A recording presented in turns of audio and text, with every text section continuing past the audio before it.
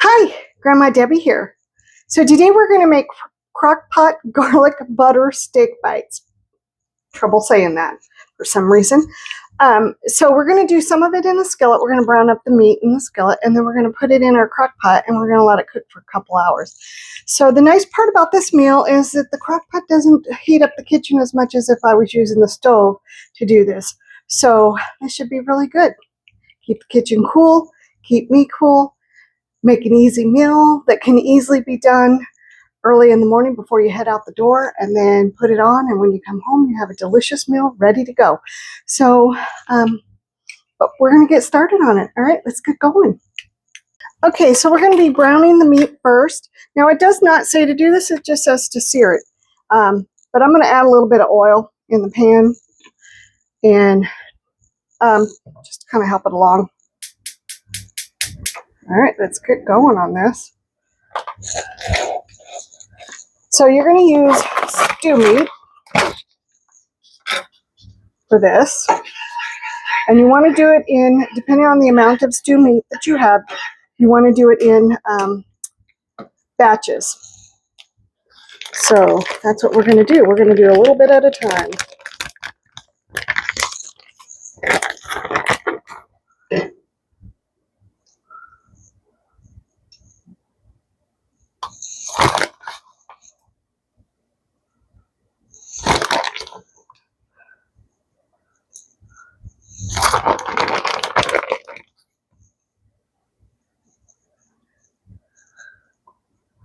Okay, so while this cooks up, I'm going to get a container to put it in because I'm going to have to do it in batches, and I'm going to wash my hand.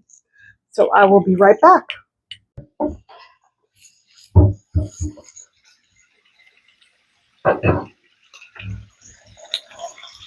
Okay, now when you sear meat, you're not cooking it all the way, you're just browning it, is all that you're doing. And you do, at this point, want to add a little bit of salt and pepper. So I'm just going to go ahead and do that, and that's going to be to taste. I'm going to turn this down a little bit.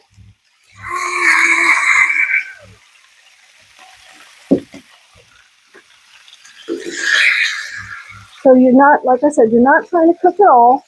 You're just trying to brown up the pieces.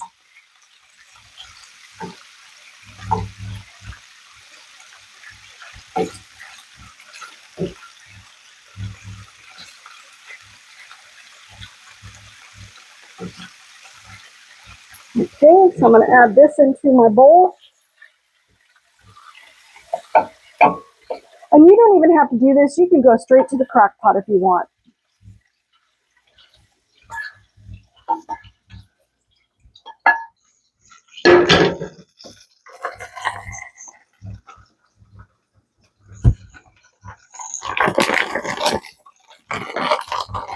Whoa, this is piping hot.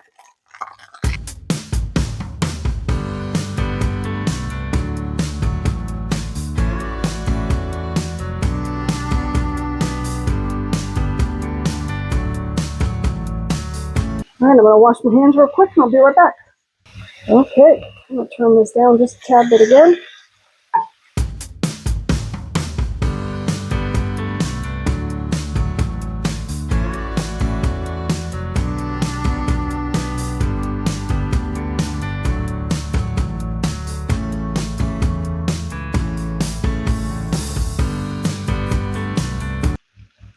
Okay, we've got the pieces pretty much browned on all sides. All right, so we're gonna head over to the other side of the kitchen and finish up. Okay, so we're back over on the other side of the kitchen. We got our crock pot ready to go. So what we're gonna do is we're going to add the meat along with all the little juices.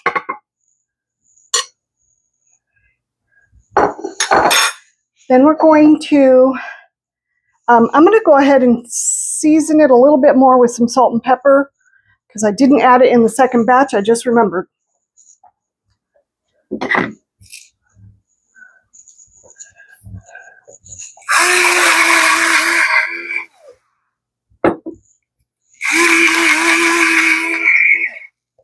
Okay, now that I've got that done. All right, so we got this in here. We're going to mix together. I got 4 tablespoons of butter that I've melted. And I'm going to move this out of the way so you can see what I'm doing. So I've got 4 tablespoons of butter. And I'm going to add in 4 teaspoons of minced garlic, or you're going to use 4 cloves of garlic. It's up to you.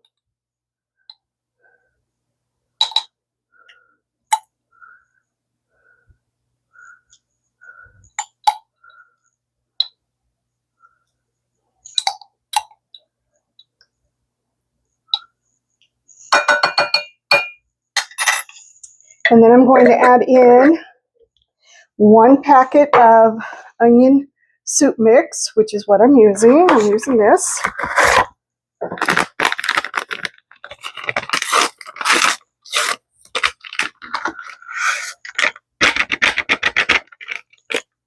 Now this is the onion mushroom, but you can use whatever one you want. Then I'm adding in a 1/4 cup of beef bouillon, beef broth. Now I use better than bouillon. And then I'm going to add a tablespoon of Worcestershire sauce. You guys, my kitchen is smelling really good right now, just the way it is.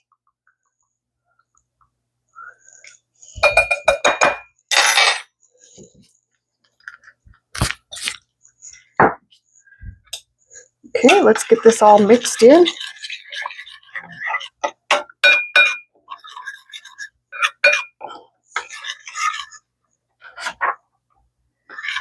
Then we're going to add this mixture to our crock pot. So let me move the crock pot back to where you can see it.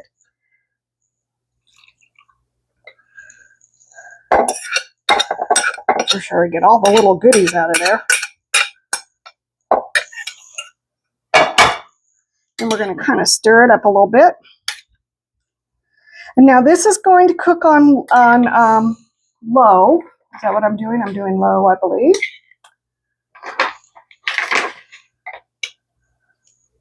Yep. We're going to cook it on low for 4 hours. If you're, like I said, you could do this before you went to work, but make for sure your crock pot has a setting that goes automatically to warm when you do this.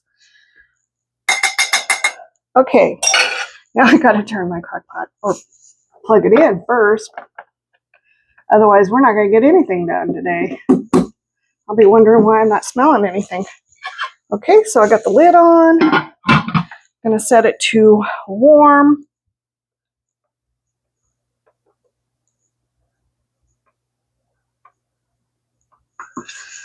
And it doesn't want to work with me there.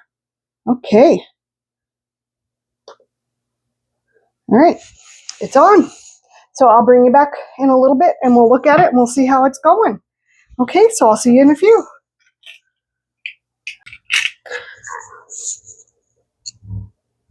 Okay, so it's been cooking for 4 hours. And I'm going to take the lid off. And I'll bring it in a little bit closer so you can see.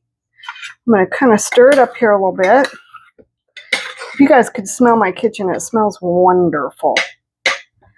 So I'm going to serve this over rice. You can serve it over mashed potatoes or noodles or rice, whatever you want to serve it over, or you can just eat it the way it is. It's completely up to you. But I'm going to serve it over rice. And I think it's going to be delicious. So, and I've already got the rice made. So we're just going to taste this and I'll let you know what I think.